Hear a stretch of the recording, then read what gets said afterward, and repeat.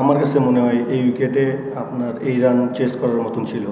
কারণ দেখেন আমাদের যে উপরের ব্যাটসম্যানগুলো আছে, আমাদের ফরেনাররা আমাদেরকে টোটালি সাপোর্ট করতেছে না। সো আমাদের দেশি প্লেয়াররা যারা আছে তারাই দেখেন ওভারঅল আমরা 7টা ম্যাচ খেললাম, আমাদের দেশি প্লেয়াররাই পারফর্ম করছে। সো টপ অর্ডারে আমাদের ম্যাক্সিমাম ফরেন প্লেয়ার, যদি ওরা আমাদের সাপোর্ট না করে আসলে আমাদের এই 180 কেন আমরা 150 রানও চেস করতে পারবো না। দেখেন আমার দিক থেকে আমি ওদের সাথে কনভারসেশন করতেছি, আমি টেক্সট করতেছি, আমি ওদেরকে বলতেছি যে কি করলে ভালো হয়। আসলে আলটিমেটলি আসলে মাঠে খেলা যে আসলে পারফর্ম করাটা আসলে তারা আসলে এতগুলো ফ্র্যাঞ্চাইজিস খেলে, আপনি দেখবেন যে আমাদের যেসব ফরেনার আছে সবারই স্ট্যাট অনেক ভালো। সো আসলে বেশি আসলে বলারও কিছু নাই, তো হচ্ছে কথাবার্তা, বাট আসলে ওটা করতে পারতেছে না। তানজিম সাকিবের হয়েছে আপনার নিক হয়তো ইনজুরি হয়েছে, তো ঘুমানোর সময় হয়তো পাইছে ব্যথা, সেই জন্য আর কি খেলতেছে না।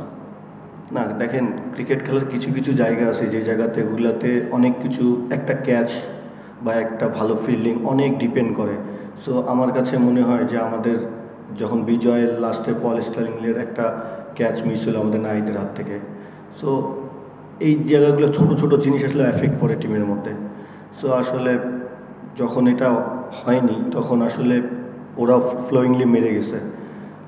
আমার কাছে মনে হয় আমরা কোনো দিন হয়তো ব্যাটিং ভালো করতেছি, বোলিং খারাপ করতেছি, আবার আমরা তিনটা জায়গাতে একই রকমভাবে পারফর্ম করতে পারতেছি না।